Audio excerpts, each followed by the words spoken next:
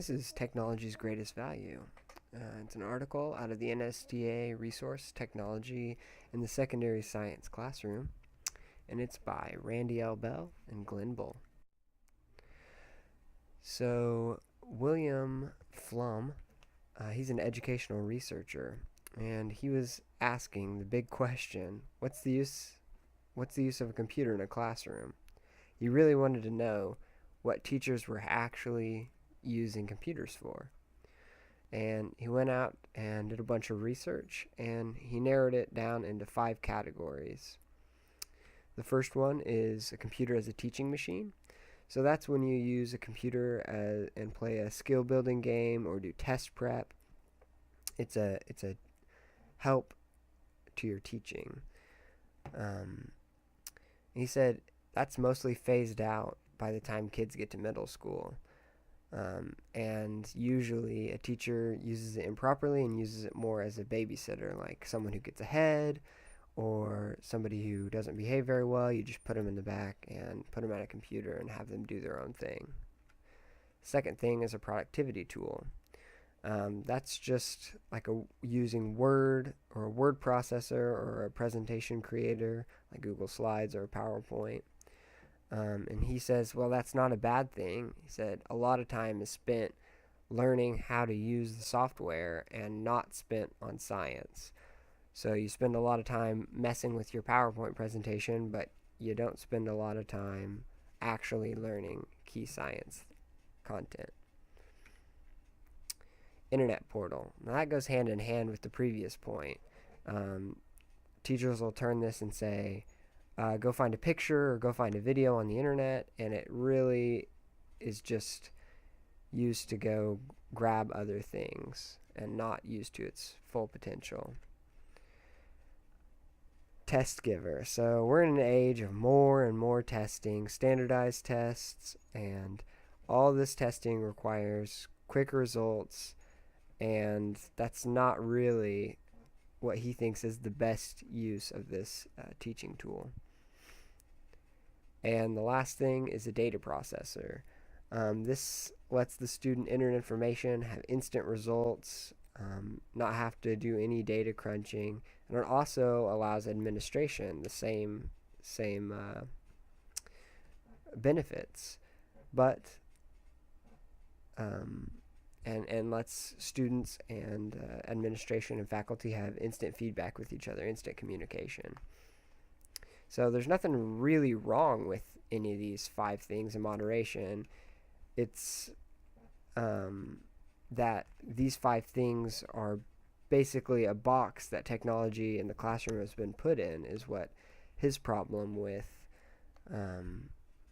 computers in the classroom, technology in the classroom, teaching using technology. This was his problem, that current teachers have put technology in these 5 categories and don't break out and use it in other ways. There's a quote out of the article that I thought was really good, just to sum it up. It says, technology in schools has, at best, tended to support traditional instruction rather than rising to its potential to transform the ways teachers teach and students learn. At worst, technology in school has been relegated primarily to administrative tasks with little or no impact on classroom instruction. So as teachers, what can we do about this? What do we need to change to be more efficient with technology in the classrooms? First thing he says is focus. You got to focus on using the technology as secondary, and your content is key. Not use the tool to teach the content, not as the tool is the main thing they're learning and that content is something kind of separate, and that they're a little bit of that but mostly learning technology. You want to really focus on content, and if a lesson is going to focus on technology, maybe you need to adjust that to focus it more on content. The next thing is appropriate lessons. This is not what it sounds like exactly, not as opposed to inappropriate lessons. It's using research-based teaching methods and being responsible with how you're using technology in the classroom, and opening up opportunities for students to um, partake in inquiry-based learning, so that they can ask questions themselves and use the technology to help them get from the question to the answer. Next thing is using technology to allow you to do things that you could never do in a standardized classroom or standard classroom.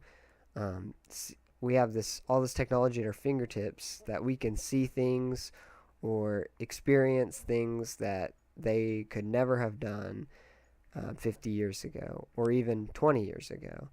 Um, just we have all this capabilities. We just need to use those. And the last thing is amaze and engage. Technology has a weird effect on kids.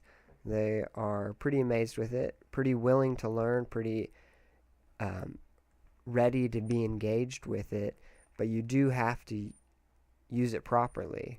You do have to plan your lesson where they can be amazed and engaged, where you can hook them in with it first and then let them participate and run with it. So those 4 things are the things he says that teachers need to get better at in order to more effectively use technology in the classroom. Here's my works cited if you guys want to read the article or have any questions. I guess you can look up the article and read it for yourself, or you can email me and ask me any questions.